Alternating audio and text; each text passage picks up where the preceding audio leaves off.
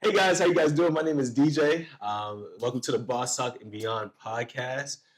Today we're at the Stretch Loft in Bethesda. Definitely check out the information below. And today we have a special guest, man. Who do we have today? Man, I'm happy to be here. My name is Louis Tinsley. I'm a commercial lifestyle and portrait photographer here in DC. Oh yeah.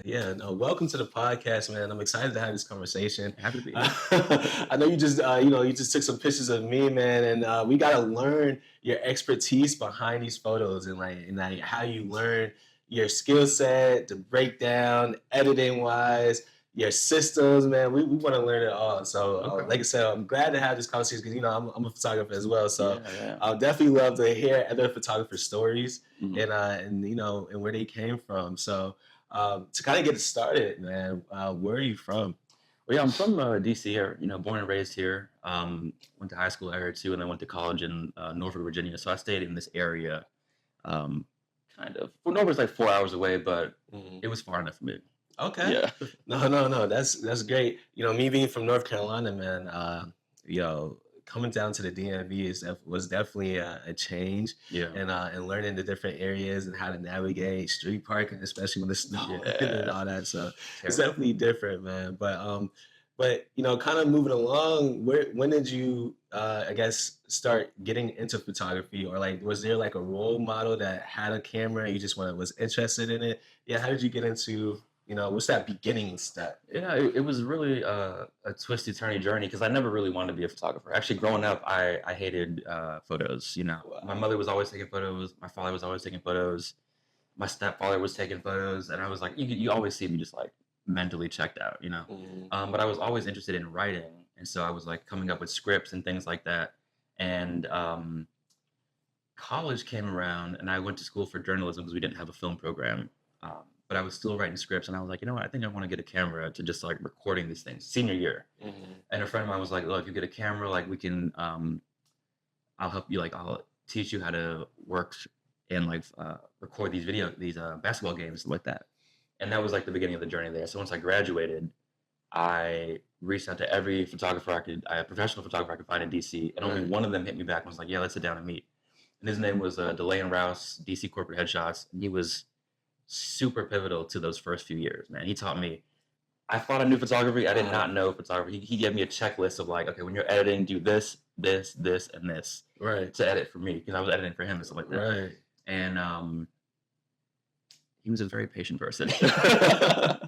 Right. Like looking back now, man, like he taught me the clone stamp tool, and he was like, yeah, so just like get rid of some, the dust and stuff on people's clothes, like things like that. And I was like a clone stamping fool, man. I was like, this is the coolest thing in the world. Right. I don't mean to cut you off though, but I don't want to, just gloss over the beginning levels of everything. So like, you say you didn't like, taking photos at the beginning and stuff like that. So, when you got into it, what was like your first camera? What was your first gear? We're gonna start all from the beginning. Okay. Yeah. All right. So my first camera was the Canon T3i. Okay. Which I feel like a lot of people had that camera back in the day, and I rocked with that for a long time. I used the kit lens, right? And I had one telephoto lens.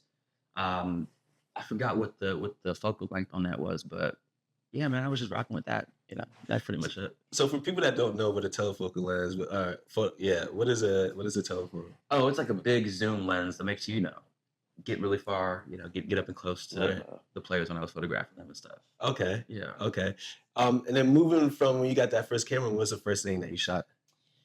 If you remember it. I know it was probably a lot of time. I think like many photographers, I was just like shooting what was around. Like I was shooting like some trees, and I was like, just kind of getting the vibe. And I remember showing this awesome tree shot to a friend of mine. He was like, I was like, but dude, look at the composition, But I do remember early on, maybe it was like a month into it or a week into it. I was with my friends Ed and Ant. We went to Chipotle in Norfolk State, and like we were like, yeah, let's just do a shoot. That was when I was like, oh, I think I want to do portraits. Yeah, okay. This is interesting, But yeah, it was interesting because I wanted to do video, so I got the camera for video. Okay. But I break it down as like a whole thing of like a series of challenges and rewards because I had a professional camera, although I didn't know it was a beginner camera in the whole spectrum of technology. But Right. I was like, I have this professional camera, but why aren't my pictures looking like what I see in the magazines? Or, and then why are my colors not looking like this? And then Right. every time I would figure something out, another question pop up, and I was like, next thing you know, I'm like knee deep in the industry, and I'm like, oh, I I'm kind of here like this thing, now. yeah. Man, it's that's really how it starts. I think I started taking pictures, like you said, of, like nature and stuff like that. When Yeah, first, like you get excited, you have that first game. It's like, all right, let me go out in this neighborhood and let me see what I can yeah. take pictures of. No, that's amazing. That's amazing. So, when you got your first camera, was that before college or was that after you were in college? No, that was in college. That was That was in college. senior year of college. Yeah, Senior year is because when you first picked it up. I Okay. remember I would be like in class and I would see like the kids, the camera kids like walking around. I'm like, damn, that's so cool, man. They got it all figured out. And I'm like, that's too late for me. Like when back in the day, you think like life is so hard. Yeah. I was like, man, I would never figure that out. Right. But I asked a friend of mine. I was like, yeah. I was asking him questions. And I remember I circled back with him years later after college, and he said, I thanked him. I was like, man, without you, I would have never, picked up a camera. And he was like, honestly, dude, like the questions you were asking me, I already knew you were gonna do it. And I was like, really? Damn, you never know. Right, you Yeah. really never know. No, it's crazy. We have like a similar stories. Like I started. So my parents always had a camera, and I was like, that looks expensive, so I wanted to touch it. But it was like, nah, you can't touch our camera. Yeah. And so, I mean, also same thing like you. Growing up, I hated people taking pictures of me. Mhm. Like I hated being. I always felt like I had to wear a smile. I always felt like I didn't look good in the photo. Yeah. I hated being in front of the camera, but I always like being behind the camera. Like when parents ask, "Oh, take this picture," I'm like, "Oh, now I can use your camera," right? And then kind of going into that, my story as well is I didn't really get into photography until I was in college at the same time. Okay. Freshman year, I used my phone, the iPhone at the time, Mhm. moved up to like one of those digital cameras. I can't think of it was like a Canon digital camera where you got to plug it into the computer or with the wire and then Okay. get the photos. And then I moved to a Canon, I think it was a T6 Okay. before the T6i came out, Yeah. and started doing graduate shoots and stuff like that. And I had to learn how to do marketing and put it all together. So trust me, like I said, we kind of have the same story, Yeah, like yeah. not really liking it and then growing into it, man. And similar cameras too, because like that was a Rebel, right? That's like Yeah, Rebel see, T6. those Yep. Rebels were everyone's starter camera, man. Yeah, for Yeah. sure, for sure. And so okay, so after getting your first camera, when was your first paying client? If you remember it. Is that Mm. before or after you met your mentor? I want to say that was after I met my mentor. Okay. Yeah, after I met Delane. But before that, I feel like the first job I had was um, the AKAs reached out to me to like photograph like their whole line on I forgot what event it was, but like they had a whole thing. And I was like, oh yeah, cool. And Right. I feel like that was my first time that someone else had asked me to do something. Usually I was asking hey, can I shoot this? Can I shoot that? That was the first time someone else had asked me to do that. Right. Oh wait, you know what? No, now this is all coming back to me. My first paid gig was with the same dude who put the camera in my hands the first time, and we were doing like club videos, club promotion stuff. Yeah. Okay. No, Yeah. that's great. That's great. And so now let's go into what your mentor. So was the club promotion stuff before your mentor, right? Yeah, I was still in college, and I was like anything to make some extra cash. Right, right. How did you figure out how much to charge that first client? I didn't. So this is once again with the other dudes. So I was Right. like, whatever. Whatever you want to give is Yeah, I would take. I'm Okay. a student right now, so Right, right, right, I'll just take that as at face value. So, but that was cool. But yeah, once I met Delane, that's when the idea of scaling a business and really structuring like systems around your work, that was when that really took root. And he did it in a way that I never thought was possible. So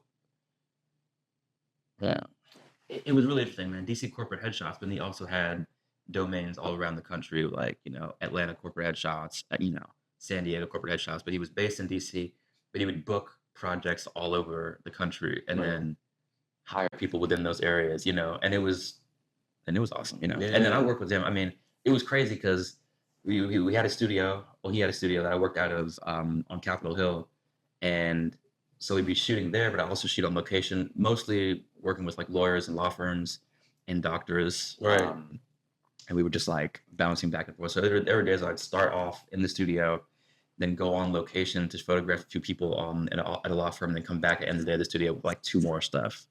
And then after that, I was free to like use the studio for like test shoots within the evening. So I would work all day long Right. because I was like so into it, you know. And man, I guess those early collaborations were really cool. Yeah. Yeah, man. No, that's amazing. That's amazing. Like going into now with your mentor, I know you already started at the beginning talking about it, but what were some of those things that your mentor, starting from the beginning to the end, like some of the things that he taught you, that you thoroughly enjoyed? So he was the first person. Oh, he asked me. He was like, "Do you like paying taxes like up front or like back afterwards?" And I was Right. like, "Oh, up front." Like, you know, that's all I was used to. Like, I get a paycheck Right. and the taxes are out. It seemed like a lot more work for me to like have to calculate all that stuff. He was like, "Oh," and he's like, "Oh, no." He's like, I prefer the other." And then that was it at first. But like those conversations started going, and then Right. also like planning for retirement and all that stuff. Like he kicked off a whole lot of things. He's the reason I had my IRA.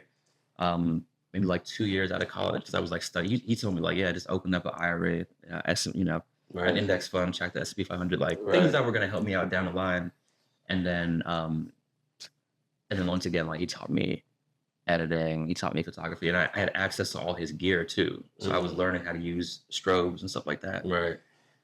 But yeah, a lot of stuff like that. One of my first mentors, but I've got a few mentors now. Right. Yeah. It's it's really nice that you had a physical mentor that you can go and talk to and stuff like that. I've spoke on this before in another podcast, but my mentors were on YouTube, which is still great because but it's just I love not, YouTube. yeah. I still call them mentors even though they're not physically here. No, for But sure. Steven Jackson and I think his name is Kareem. He's a wedding photographer, Keem Photography. Okay. And Sasser, I did Bujora photography when I was in college a little bit as well with Soul Sasser Stills. Okay. Bujora photography was great. So those are a few of my mentors. Definitely Steven Jackson is who really taught me how to use my camera and his tutorials on how to do stuff and stuff like that. And then I would see it, go out, and then I'll go out and try it, and then that's how I was kind of able to perfect it. Yeah. But but also see like with you saying he was able to teach you editing. I learned editing again off of YouTube. Like I said, seeing these photographers go in and be like, do this, do that, do this, and using presets and stuff like that. Because I do the wedding photography, and sometimes it's sitting there. I mean, I still do it. Like I use a preset, but then I finish it, and then I go back and still make minor edits to it. So like, oh yeah. Maybe not see something the first time going well, so you gotta go back and check it. So Yeah. so I definitely understand like learning those things, but kind of moving into the hard part though, right? So you learned all these things from your mentor. He's taught you, he's brought you underneath his wing. The hard part sometimes is pricing. Did he teach you pricing, and then what did he teach you about pricing and stuff? Yeah. So we mostly talked about pricing in terms of corporate photography because it was DC corporate headshot. So Okay, that yeah. world, there. Yeah. And basically, what can I say? Like there were pricing was like group discounts. So we would drop the price per person if there were like a ton of people. You know, like if we're going from Right. like if we had pricing for we had individual pricing, and then we had mini sessions, and then we also had like for the big groups, um, somewhat discounted price. I don't want to get into his business, you know what I'm saying? I But understand. yeah, he taught me like, all right, you can drop the price per person if there's X amount of people and still make what you need here and there. But he also taught me like sometimes it's best to partner with other photographers. Just with like he had this huge contract, and in order to do it, in order to land the contract, he brought someone else in, and they pretty much split the money down the line for years. They kept this contract in, and then he would shoot it and organize it, and the other person would edit it, but they negotiated it together. You know what I'm saying? So things like that opened up the possibility of how partnerships with other creatives could work. Right. That was the first instance that I was like, oh, interesting. So we can kind of split this up here. Right. Right. If that Right. makes any sense. Yeah. Yeah. And then moving on from that though, with the pricing, how did you get into, or did he bring you underneath his wing into some of the jobs that he had, or how did you get into like DC corporate headshots Yeah. or So corporate photography? yeah. So I would get hired as a freelancer. So I would get commission for how many people I would photograph and stuff like Right. that. So we negotiated that and stuff like that. But yeah, that's pretty much how. I mean, he was the first person to reach out to me. I mean, Right. to answer my Right. Right. my Right. email, and then I came in and we had like a 2 hour long conversation. Right. And then he was like, "All right, man, give you a shot. You know, let's do it." So then I was like, "All right, I'll learn anything." So I came on as an intern at first, and then I became an associate photographer that would hire as a on a freelance basis. And then Okay. from there, like there were times where like I would just be the one running the studio at this point, you know, and Right. then you know, and he Right. was out here trying to get like bigger contracts and stuff like that, you know. So me working and doing this stuff helped him, you know, focus on the bigger stuff, you know. Right, So right. No, that's amazing. yeah. Like it's good to know that when you need help, when Mhm. you should reach out, and when you should have other people, come in and definitely help with photography, especially when you have these big corporate events and stuff like that. Let me go into like what's been your big or your favorite, I guess, most favorite session you've done, or exciting process to get a session with somebody. Oh, that's a good question. That's a good question. So I know like a lot of times we gotta enjoy the process of doing it. Like you may go like a month or 2 months without receiving something, then we get that first that the next big thing. It's like what's been something that's been like exciting, either it's a process or doing the actual sessions or shoot. Yeah. You know, I photographed this writer, Michael Dirter. He was a Pulitzer Prize winning columnist, and I photographed him in his house. Okay. And it was a dream house. Like he had books everywhere. I loved the shots because I was like, I would get lost in this house. Like Right. books everywhere in the attic, in the basement, like stacks everywhere. And because of that, we also had some really interesting compositions. And that was fun because he told me something. He was like, "Man, you know, when you do this, you know, life you have a lot of firsts, you know." Mhm. Like I had a goal once was like I want to be in a magazine, you know. And then I got into a magazine, but it was like a submission, you know. So it wasn't Right. really like how I envisioned it, but I got into a magazine Mhm. my first time. But then it was like, but the first time I actually got commissioned to do a magazine, which was interesting. Then it was like, but it's not a cover though, so it's not really like the thing. Then it was like the first time I actually got a cover. So it was like, The process. yeah, it was a whole lot of firsts within this one goal of like, I gotta get into a magazine, you know. Right, So, right. yeah, man. But I've been lucky enough to have a few really interesting jobs. But nowadays, I like to work with artists and entrepreneurs who are really dedicated in their craft systems and using elements that they use every day in the images as well. So Right, right, right. Oh, that's amazing. What was your first publication? um Well, I'm gonna ask you this. What was your first publication? What was your favorite publication? okay, so the first publication was, I forgot what it was called, but the only reason I got it was because the person I was photographing, and we had a cool team behind it. The subject was actually the creative director of the magazine itself. So it was a small Right. local Oh, that's one, amazing. but that was cool. I was like, oh man, and the stylist to this day, man, was one of the best stylists I'd worked with. Mhm. I just wish I was even better at the time and like to utilize him better. But man, that was my first one. My favorite. That's a good question.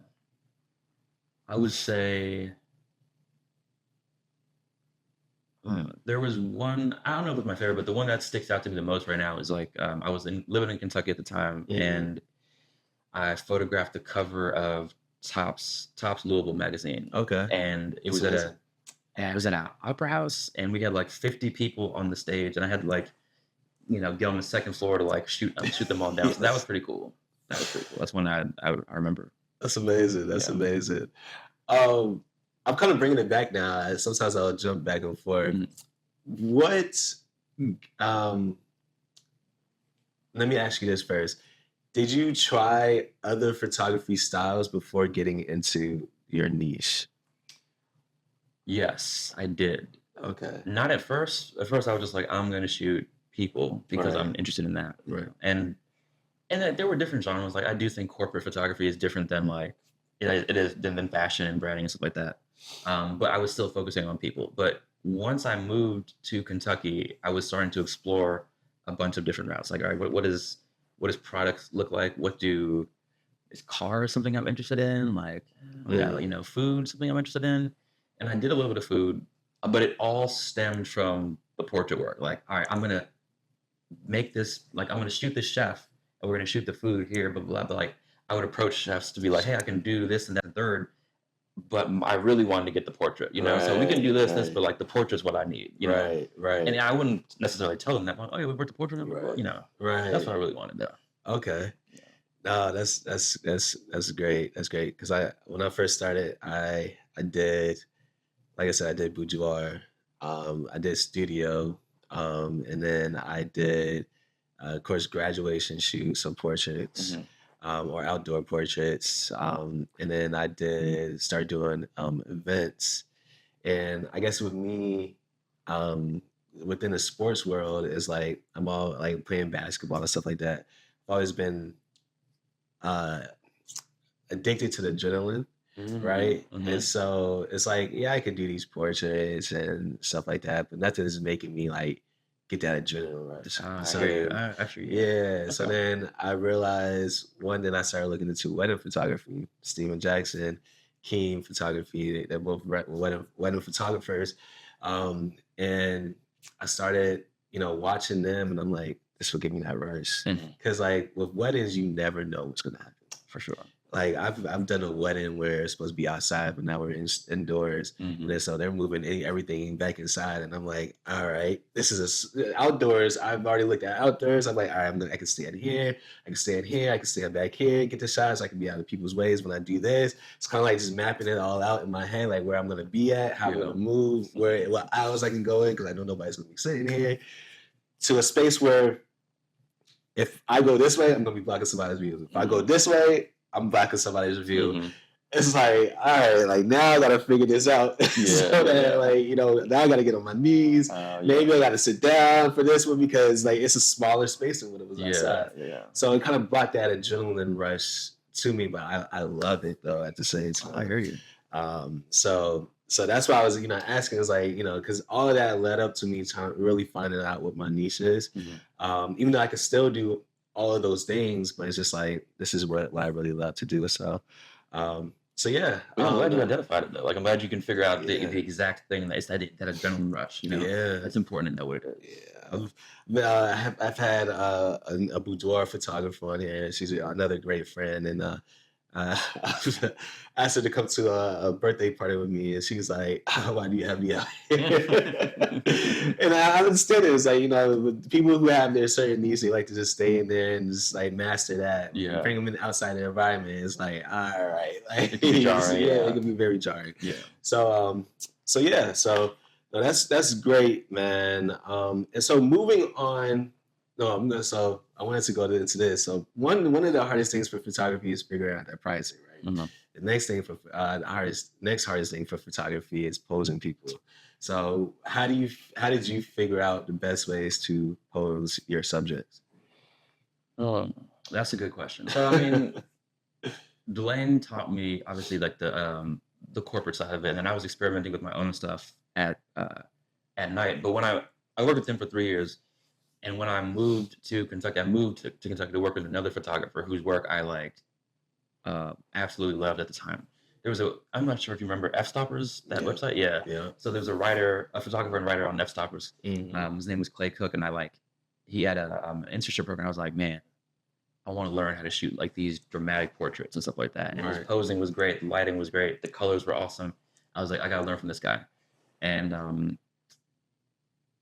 I'll skip over. So I ended up working with him in Kentucky, and I learned a ton from him. And he was like the dude to know there. Mhm. So he had a lot of different stylists and makeup artists and like all types of creatives around him. So I learned from all of them, Mhm. and that's when I started to get to learn posing in like this light, this type of light. If you put the light over here, this will, accentuate certain features. Right. Use the shadows to your Shadows, yeah. to your advantage. Yeah. Play with light and play with the shadows at the same time. Right. No, that's great. Yeah. I mean, but that's also still an ongoing thing for me. It's like sometimes you gotta be like, wait a minute, let me look at some posing stuff again to like get me in the flow of things. What's your favorite thing to look at for posing? I know I go to Pinterest, but what is some of your favorite places?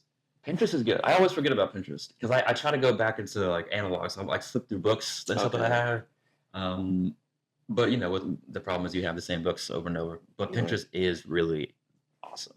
and every time someone reminds me, and it's like someone will send me a mood board on Pinterest. I'm like, oh yeah, I have a Pinterest account. And I start going, and then next I'm lost in the sauce scrolling, just adding this to here, and I'm like, okay, yes.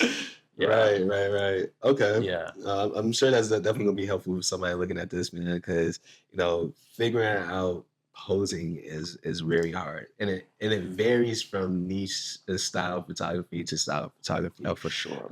Yeah, because it can be crazy, and then also with the posing, like you kind of touched on, is lighting and playing with shadows, not being scared of shadows. Just because one side of the person's face is dark doesn't mean that it's not a good photo. It's just learning how to maneuver that person to make that shadow look appeasing in that person. And then also the catch light. Remember, the catch light is the light in your eyes, making sure that the catch light, one, is on the person's eyes, because sometimes you miss that catch light, it can make somebody's face look dry or dead a little bit. Not dead, but like just, not alive, but having a catch light.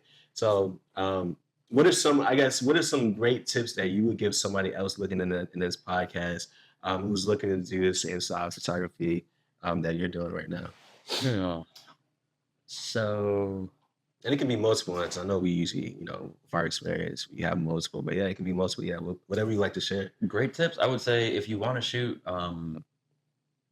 if you want to learn, I would say it's definitely good to assist. That's where I really got to learn lighting, posing, and everything, because I was working with a bunch of different photographers who all had their own approach and lighting styles and gear and everything. And like I had to get really quick and pivot to whatever their style was. So if you can assist with some really cool photographers, that's the way. That's definitely the way to do it. And then for me, I think it's important to own. I think it's important to be flexible in the genres, but you definitely have to own at least one thing. Me, it was the portrait. Environmental portraits.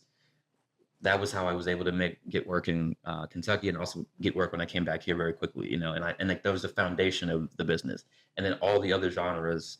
I post what I'm shooting, but like those also, those pay and keep the lights on and everything. But the foundation was definitely the portraits. So it's important to have something that you can own. That's your jam. Right. No, I definitely agree. And so, no, that was great. Those are great tips for sure. I hope you guys are listening. I'm just processing everything you're saying. But I also want to, continuing along your story at the same time, like I said, I'll be bouncing around. What was I going to say? And so after meeting your mentor, right, and then moving into your niche, right? Hey everyone, my name is DJ, and I am the host of the Boss Talk and Beyond podcast. This podcast is for entrepreneurs. It gives them a platform for them to share their services or products, and also gives them a platform for them to tell their story. This podcast is also for you as a viewer. Feel free to be inspired as you listen and gain any knowledge that any of these hosts or guests are able to, give to you. We hope you like and subscribe and follow us, and enjoy the rest of the show. Well, here's one thing I'll say. Go ahead. Here's one thing I'll say about pricing, because it's always a pain to like figure out pricing of things, right? But for me, because I was assisting so much, there is a rate. There are rates for assistants in the commercial space and everything. And when you're an assistant on set, someone reaches out to you, and then you might get a brief. Sometimes you just get like bare, minimal details, but like you show up on set, you do your thing. Then after that, you just send the invoice, and then you get paid eventually. Right. That's a super minimal amount of work. So anytime I actually had to get a camera and I'm like going back and forth with clients and I have to like come up with retouching and stuff like that, like you already off rip, Right. you have to like be nowhere near what that assistant rate is. Right. So knowing what those rates were helped me figure out my own pricing and stuff like that. Right. I think you make a great point. I think me starting off with my pricing, I did photography for free when I first started out. Then I moved up to like $25. And I remember shooting like a couple back in college. I paid $25 for that with the digital camera that I had, and moving up to graduate shoots, um, and then just learning how to price myself as my skill set continue to grow. And the way I've learned that was, like I said, watching these mentors, things, watching what they were saying of how they started and how they started. It's like when you learn that this is great and everybody's starting to like it, people are starting to say it's good. That's when you like kind of start raising your prices, especially. And then also when people are always booking you, um, which is great, but that means that your prices can also be too low if they're booking you one for the wrong reasons. Because kind of like you were saying, like I did a lot of club promotion gigs where I started taking pictures of the DJs in the club. They started booking me and the people and the events inside the clubs. But I started to realize they was doing it a little bit too much because my prices were low. And then there's also something called price marketing at the same time. Is when you set your price at a certain level, certain people are the ones that Absolutely are attracted to it. Yep. Depending on if it's low, there's different people that at each level of pricing. No, that's so true. Because like when you start to get like deep in the commercial space, right, and you start to put in bids for from jobs, like you're working with a producer or art buyer or something like that, and I'll say it like this: when you're working with retail clients, I feel like retail wants package options. Right. I think corporate clients, they more so just want like one price that can encompass the whole thing they're asking for. But when you're doing commercial biz and stuff like that, you have to write down, you have to list every expense and everything, right? Yeah. And a good producer, a good producer can look through this and be like, oh no, you haven't thought about X, Y, and Z, and then be like, we're gonna go in a different direction. So that's when pricing on a whole nother level. Like you gotta think about assistants. Like I remember I did this thing where they were like, this was actually a bid workshop with Colleen Martin, a great producer. She was like, one of the those, I don't think you put enough into the styling budget for like the amount of talent that we're going to have on this thing. So you have to really think about all that stuff. And and years before I even did that, I photographed another producer for a magazine, and he was telling me, I didn't get it at the time. He was like, yeah, we can look at the numbers and like tell everything about you. Right. I was like, oh, I didn't get it until afterwards, and I was like, I see. That bit is like a map for them to like read how everything is going to go. And you would think it's a mix, right? Because you would think like being the cheapest person would make sense, but they're looking for it. Did you think about if this thing goes wrong and we have a backup plan for this, that we need the expense for that? You know what I'm saying? So that's when it gets really it shows your experience. Complex, yeah. It shows your experience right there, and I definitely understand. And then it's interesting that you say, because I didn't know that, right? It's like I'm in a space is like best price wins, but it's not about the price all the time. It's about the experience that you have. And so, no, that makes sense. It's like listen to everything out that you think they would need. It kind of shows your experience on that one sheet. That's kind of like what you're saying. Like, I can tell about you by just looking at your price sheet. Yeah, that's interesting. I never even thought of it like that. But you absolutely cannot do that for a retail client, because then they're going to be like, what the hell, Yeah. So it's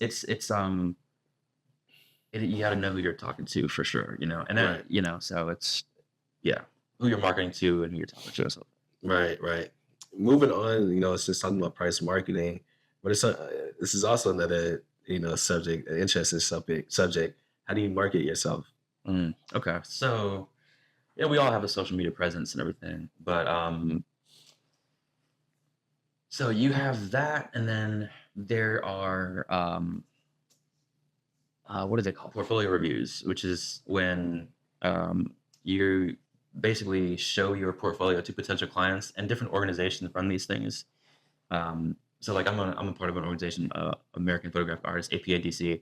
We have our own portfolio reviews, but like every other chapter has their own, and then also independent organizations. So I usually go up to New York for a portfolio review where we, meet people from like Time Magazine, like different networks, like HBO, all those things, right? And then you sit across from them. You have like 20 minutes to show them the work, Right. and also tell them who you are, your approach, answer any questions, and it's all different. It's definitely a game where you're feeling each other out, right? And very rarely are you ever hired on the spot. I mean, like 0.1% chance, but it has happened before. Okay. To different people I know. But usually it's like you meet them, you make an impression, and you get their information, and then you stay up to date with them however you want. Like, Right. like through newsletters. If you have a quarterly newsletter, some people just send work once a month to people. It really depends. And you try to meet with only the people who like are really aligned with your long-term goals.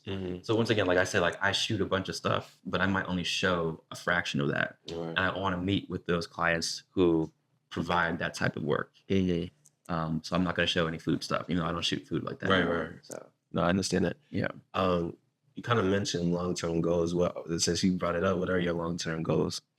Well, they've shifted quite a bit, but when I first started out, remember I wanted to write scripts, like movies were like a thing that I liked. And I did end up working in the movie industry a little bit when I was in Kentucky. I started working as a grip and electric on the video side. But I was like, how do I blend both of these worlds together? And I wanted to shoot key art, which was the movie posters, or the posters for movies and TV shows, and now like podcasts and things like that, like album covers and like that.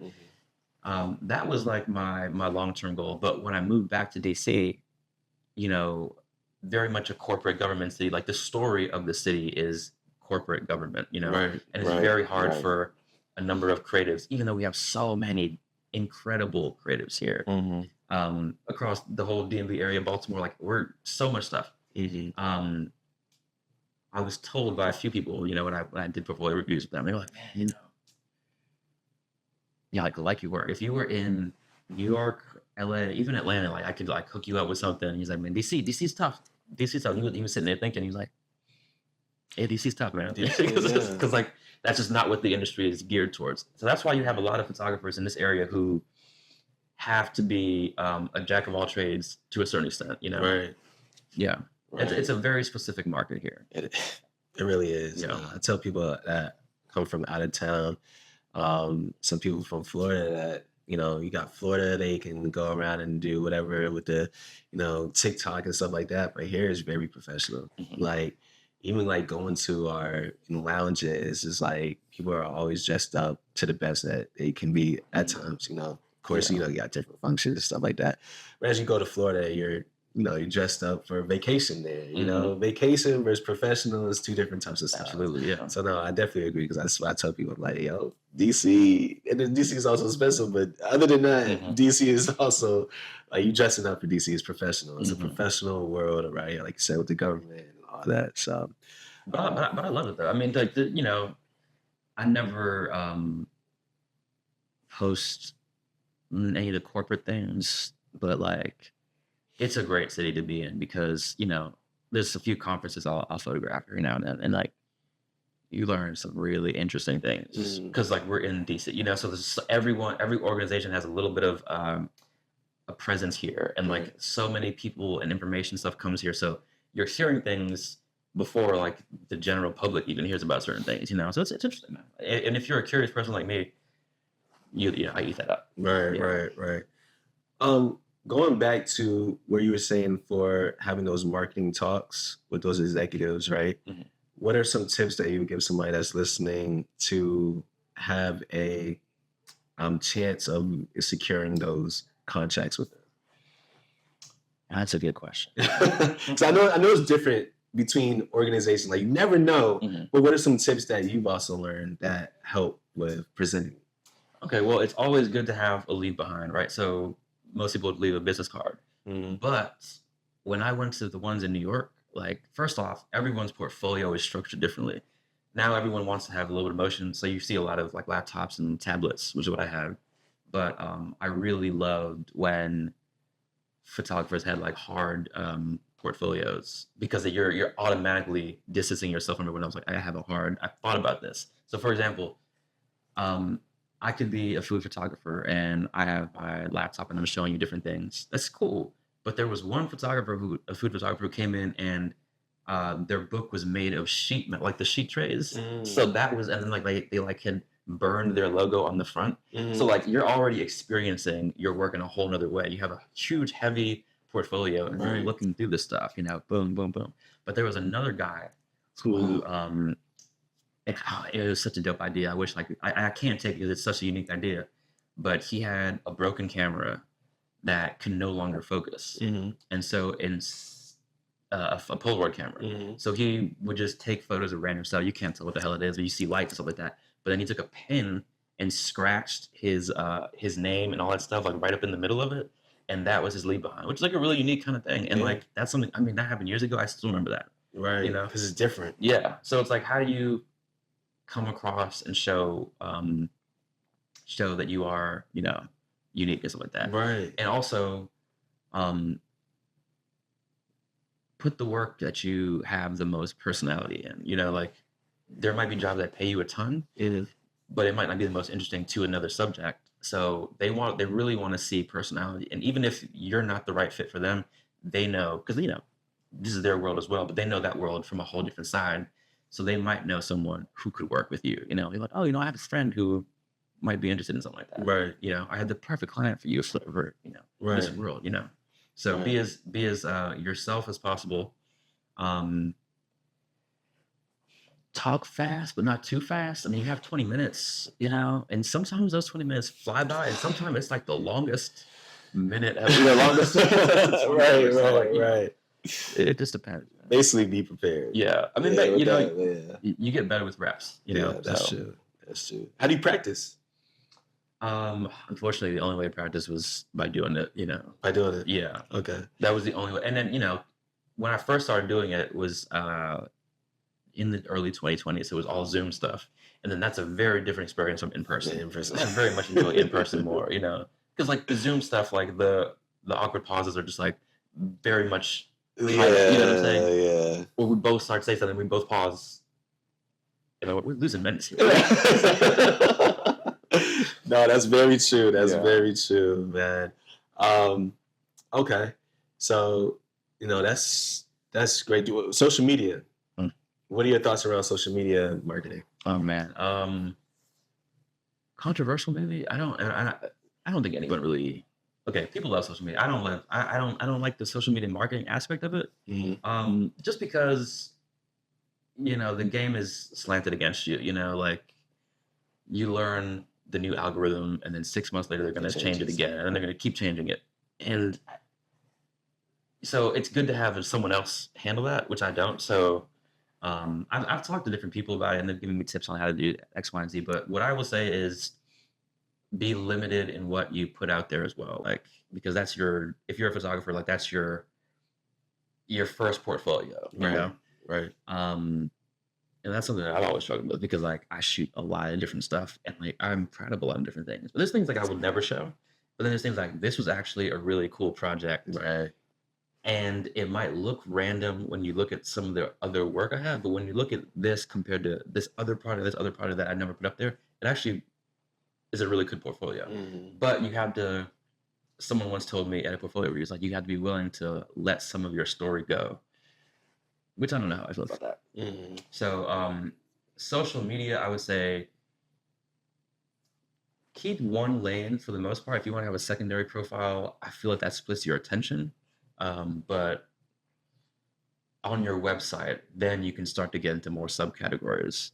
Right. Because everyone says niche down, right? But my organization, we had an agency owner on this past Tuesday who was saying that at the top levels, people are starting to try to look for people who have more flexibility across the genres so that we can do this one thing, you know? So, right. Yeah, if that makes any sense. I feel like it does. No, it does. It does. I definitely understand it.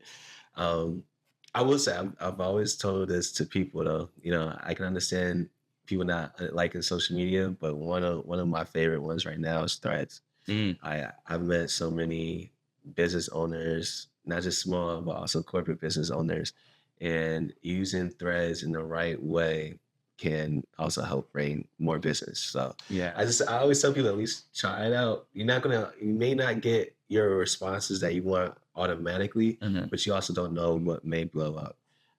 I think Threads is works faster with getting your name out than some of the other platforms. Mhm. But I would agree with that. I just say, if anything, Yeah, no, Threads is 'cause that's actually how we ended oh up. yeah, Yeah, yeah. we Well, we got met. to Yeah, but yes, but yes. well, yeah, no, and actually, I was just thinking about Instagram, but yeah, actually, LinkedIn is LinkedIn too. super Yeah, is super low key for photographers, like because and their algorithm just it keeps your work alive much longer than on Instagram or anything. Like you Instagram, you have like 2 hours, and then it's like that, right. Versus like I'll put the same thing on LinkedIn, and it might not get any traction. It's like day 3, but like I will still get engagement for like weeks, and it's the right people see it too. Like the right producers or like that That's see your it. people. Yeah. So yeah, LinkedIn is Wow. Honestly, I never thought about putting my stuff on LinkedIn. yeah, man. I never thought about that. Yeah, That is a social media platform. yeah, that's my jam. LinkedIn, man. That is something that I've definitely been missing out on for sure. No, I definitely appreciate you saying that. 'Cause Yeah, I don't know why. Everybody just thinks of the main yeah, ones. yeah, Nobody really, and then everybody thinks of LinkedIn is just like just business, which it's still business, but it can still be used. yeah, If used properly, like everything else, yeah. it can still be beneficial to Oh you. yeah, yeah. I definitely agree with that. No, man, we definitely appreciate you having you on the podcast, man. Tell everybody, of course, your name, but also your business name, even though they're the same thing. But yeah, Yeah, go yeah. ahead. Once again, man, my name is Contact information. yeah, my name is Louis Tinsley. My business is Louis Tinsley Photography. You can find me on Instagram at Louis Tinsley. LouisTinsley.com all across the board. Keep it easy. But yeah, man, I would love to talk. I'd love to work with you. So feel free to reach out. Yes, definitely hit my man up, man. You guys are, if you guys haven't already seen it, you guys will see some of the pictures that he's done for me. And also some more of his information across some of our podcasts will be in the description box as well below. And also video, right? We're gonna have a commercial Yeah. video in there as Yes. well within some of the podcasts. So again, thank you for coming on to the Boss Talk Thank and you for having Beyond me, man. podcast. Again, we are at the Stretch Loft Bethesda location in Bethesda, Maryland, of course. And like I said before in the beginning, definitely check out the information below. They're an amazing place. If you need to be stretched, they'll stretch you out. So definitely check them out and like and subscribe. And I appreciate you guys for watching. Thank you.